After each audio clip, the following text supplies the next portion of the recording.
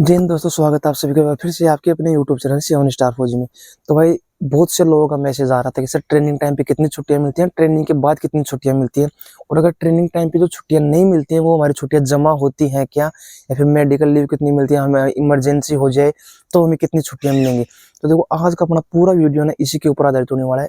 आज का वीडियो अगर आप पूरा देखोगे तो आपके सारे डाउट क्लियर हो जाएंगे, कोई भी डाउट आपका बचेगा नहीं, सारे डाउट आपके क्लियर हो जाएंगे। आपका डाउट था कि सर इंक्रीमेंट कब लगता है, जनवरी में लगता है, जुलाई में लगता है, हमारा इंक्रीमेंट कब लगेगा हर साल का, या फिर हमें ड्रेस अलाउंस मिलेगा कि नहीं मिलेगा, और अगर हमारी ट्रेनिंग अगले साल में हो रही तो हमारी कितनी छुट्टियां जमा होंगी, कितनी छुट्टियां हमें मिलेंगी। दूसरी बात कि सर हम अदर एग्जाम के लिए जा सकते हैं ट्रेनिंग के बीच में या नहीं जा सकते, तो सारे डाउट आज की मैं आपके क्लियर कर दूंगा। सबसे पहले मैं आप सभी को बता देता हूँ कि जो आपकी ट्रेनिंग होती है वो 44 वीक की होती है। उसमें आपके लगभग 6 महीने के बाद आपको 14 दिन का एक मिड टर्म ब्रेक मिलता है, ठीक है। ट्रेनिंग में छुट्टी का तो ये एक नियम है, सिर्फ 14 दिन का आपको मिड टर्म ब्रेक मिलता है, ठीक है। दूसरी बात सीआईएसएफ में भी सेम है, अदर फोर्सेज में भी सब में ये सेम है, एसएसबी एसएस में सब में सेम है। उसके बाद देखो बात करता हूँ कि आपका जो ट्रेनिंग के बाद जो आपकी छुट्टी मिलती है वो कितनी मिलती है। तो भाई वो आपकी होती है 60 दिन ईएल होती है, प्लस में 15 दिन सीएल होती है। 75 डेज आपकी छुट्टी होती है हर फोर्स में। सीआईएसएफ में होती है आपकी 15 दिन सीएल होती है और 30 दिन ईएल होती है, तो उसमें एक महीने की आपको पे एक्स्ट्रा मिलती है सीआईएसएफ में, ठीक है। ये हो गया आपका ट्रेनिंग के टाइम और ट्रेनिंग के बाद की छुट्टियों का प्लान जो भी आपका था। अब देखो बात करते हैं कि ट्रेनिंग के टाइम पे आपकी कोई इमरजेंसी होती है, तो भाई देखो ट्रेनिंग के टाइम कभी भी आपको किसी एग्जाम के लिए छुट्टी नहीं मिलेगी। ट्रेनिंग के बाद अगर आप एनओसी लेते हो तो एनओसी में आपको छुट्टी मिल जाती है। एनओसी क्या होती है? एनओसी होती है कि आपको एक एप्लीकेशन भर के देना पड़ता है, ऑफिस में जाके जमा करना पड़ता है। उसमें आप मेंशन करते हो कि मैं इस एग्जाम की तैयारी कर रहा हूँ और ये मेरी एग्जाम उस टाइम को हो सकती है या आगे पीछे, उसमें कोई फिक्स डेट नहीं होती है, ठीक है। क्या फिक्स डेट ही लगाओ, तो मैं सर इसकी तैयारी कर रहा हूँ, परमिशन आपको लेनी पड़ती है। परमिशन अगर आपकी ग्रांटेड होती है तो उसके बाद आपको उस एग्जाम, जब भी वो एग्जाम होगी आपको छुट्टी कन्फर्म मिलेगी, आपकी छुट्टी कोई नहीं रोक पाएगा। दूसरी बात है ट्रेनिंग के टाइम पे बहुत सारे बोल रहे हैं, सर यूपी पुलिस वाले बोल रहे हैं ज्यादा कि सर हमारा मेडिकल है, वो जो है वो है, तो हम आ सकते हैं कि भाई देखो ट्रेनिंग के टाइम पे आपको उसके लिए छुट्टी बिल्कुल नहीं मिलेगी। कोई भी चांस नहीं है कि आपको ट्रेनिंग टाइम पे यूपी पुलिस के लिए छुट्टी दे। दूसरी बात ये कि अगर आप जैसे मान लो ट्रेनिंग कर रहे हो, आपका किसी अदर भर्ती का आपका रिजल्ट आ गया और उसका पे लेवल इससे ज्यादा है, तो आप फ्री ऑफ कॉस्ट, आपको कोई ज्यादा चार्ज देना नहीं पड़ेगा, उसमें आप जा सकते हो, कोई दिक्कत वाली बात नहीं होती है, ठीक है। लेकिन हाँ, अगर 3 महीने से ज़्यादा हो जाता है तो आपको थोड़े बहुत चार्ज देने पड़ते हैं, ट्रेनिंग का कुछ खर्चा देना पड़ता है। दूसरी बात ये अगर इससे नीचे पोस्ट में है तो भी आप जा सकते हो, कोई बात नहीं है, लेकिन उसके लिए फिर आपको जितना, हर डिपार्टमेंट का अलग अलग होता है, जितना उनका चार्ज बनता है वो आपको देख के और फिर जाना पड़ेगा। सबसे इंपॉर्टेंट बात ये कि सर अगर सिस्टर की शादी है, कुछ और है, तो भाई देखो मैं आपको चीज़ बताता हूँ, सिस्टर की अगर आपकी शादी है तो कोई आपको छुट्टी से रोक नहीं सकता, छुट्टी आपको बिल्कुल मिलेगी। सिस्टर का जो आपका जो कार्ड होता है शादी का, वो आपको कार्ड मंगवाना है, वो कार्ड जमा करवाना है, उस कार्ड के जरिए आप छुट्टी ले सकते हो। दूसरी कि कौन कौन सी ऐसी इमरजेंसी है जिनमें आपको छुट्टी मिल सकती है। देखो फैमिली फोर्स क्या होती है कि फैमिली मेंबर में सिर्फ ज़्यादा लोगों को नहीं गिनती है, वो फैमिली मेंबर में गिनती है सिर्फ आपके माता पिता, आपको और आपके छोटे भाई बहन को, ठीक है। इनको सिर्फ आपके फैमिली मेंबर में गिनती है। दूसरी आपकी पत्नी और आपके बच्चे को।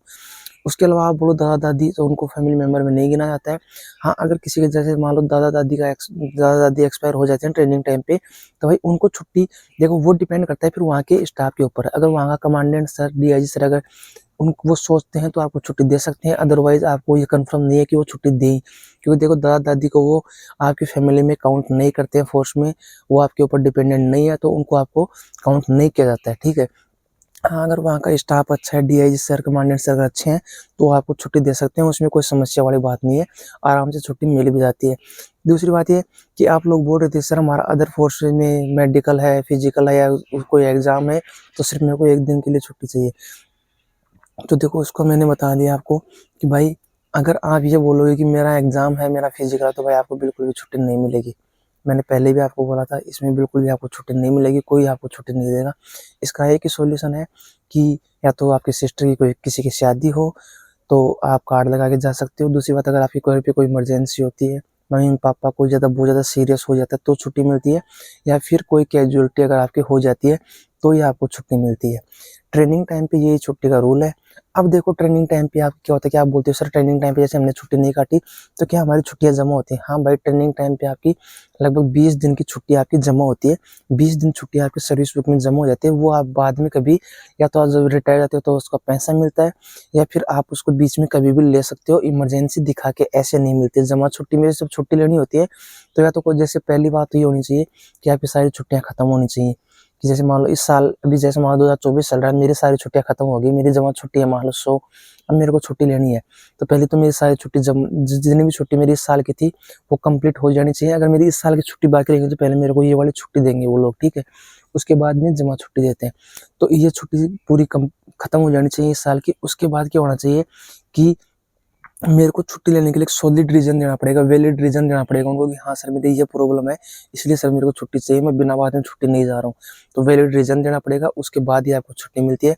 ऐसे नहीं है कि आप कुछ भी बोल के छुट्टी चली जाओगे, जमा छुट्टी आपको मिल जाएगी, नहीं।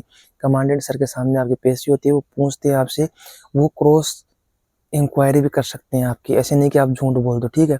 तो ऐसे गलत काम नहीं करना है ज़्यादा, सही काम, और जो आपको लगता है कि हाँ ये काम मेरा चलेगा वही काम आपको करना है, उसी से आपको छुट्टी मिल जाएगी। मैं ये बोलूँगा कि भाई अगर आप किसी भी पोस्ट में जा रहे हो, अगर आपको इससे अच्छी जगह है या मतलब इससे उच्च पोस्ट पे अगर आपको जाने का मौका मिलता है तो भाई जाना, बेफिक्र होकर जाना, कोई टेंशन वाली बात नहीं है, डरना नहीं है कुछ भी। और दूसरी ज़रूरी बात एक ही है कि मैंने आपको बोला था जितने भी आप डॉक्यूमेंट्स जमा करवाते हो, डॉक्यूमेंट्स भाई वही जमा करवाना जो मांग रहे हैं। ऐसे नहीं है कि आपसे 10वीं लेवल से आपने फॉर्म भरा और आप दे रहे हो 12th का भी और ग्रेजुएशन का सर्टिफिकेट भी उनको दे रहे हो।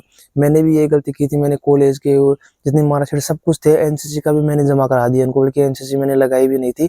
एनसीसी का जो मेरा सर्टिफिकेट था वो भी मैंने जमा करा दिया। तो उस टाइम मुझे भी पता नहीं था, नॉलेज नहीं थी भाई। अभी उनको लेने में बहुत दिक्कत आती है। उनको लेने के लिए पहले आपको एप्लीकेशन लिखनी पड़ेगी, फिर उसके बाद वो आपके सर्टिफिकेट आपको विड्रॉ किए जाते हैं वहाँ से ऑफिस से। बहुत लंबी प्रोसेस होती है। तो भाई ये बोलूँगा जितने भी आपके सर्टिफिकेट है, जो सर्टिफिकेट आपका ये लोग मांग रहे हैं वो ही आपको देना है। हर सर्टिफिकेट आपको जमा नहीं कराना है बिना बात में। दूसरी जो चीज़ जो लोग बोल रहे थे सर माँ बाप के डॉक्यूमेंट्स में ये दिक्कत है वो दिक्कत है, कोई बात नहीं भाई, कोर्ट से एफिडेविट बनवा लो। जब एसएससी जीडी ने आपको नहीं निकाला वहाँ डॉक्यूमेंट वेरिफिकेशन में, तो ये लोग तो निकालेंगे नहीं बिल्कुल भी। ये लोग तो फिर भी चला लेते हैं, जी एसएससी जीडी वाले तो फिर भी नहीं चलाते, ये लोग तो चला लेते हैं, कोई बात नहीं। एफिडेविट बनवा लेना, कोई बात नहीं है। आधार कार्ड नॉर्मल जो होती है, बस आपके 10th की मार्कशीट में जो चीज़ें हैं वही हर चीज़ में होनी चाहिए, उसमें कोई गलत नहीं होना चाहिए। उसके आधार पे आपका सब कुछ चेक किया जाता है यहाँ पे। पोस्ट में 10th की मार्कशीट मेन इंपॉर्टेंट होती है, ठीक है दोस्तों। तो देखो वीडियो अगर आपको अच्छा लगा हो तो चैनल को सब्सक्राइब कर देना, वीडियो को लाइक और शेयर कर देना। और जितने भी आपकी क्वेरी हैं 2025 वाले 2024 वाले की, आप मैसेज कर देना। इंस्टाग्राम का और व्हाट्सएप का लिंक मैंने यूट्यूब के डिस्क्रिप्शन में दे रखा है, तो वहाँ से जाके आप मेरे को इंस्टाग्राम या व्हाट्सएप पे मैसेज कर सकते हो। भाई कॉल करने से थोड़ा परहेज करना, कॉल मैं नहीं उठा पाता हूँ, मैसेज कर देना, मैसेज जरूर आपका रिप्लाई करूँगा, ठीक है दोस्तों। और दूसरी बात यह है कि जितनी भी आपकी जो भी आपका नेक्स्ट टॉपिक होगा उसी के ऊपर हम नया वीडियो लेके आएंगे। जो भी टॉपिक आप बोल रहे हो उसी पे मैं वीडियो बना रहा हूँ, ठीक है दोस्तों। जय हिंद जय भारत। वीडियो अच्छा लगा तो चैनल को सब्सक्राइब जरूर करके जाना, ठीक है दोस्तों। जय हिंद जय भारत।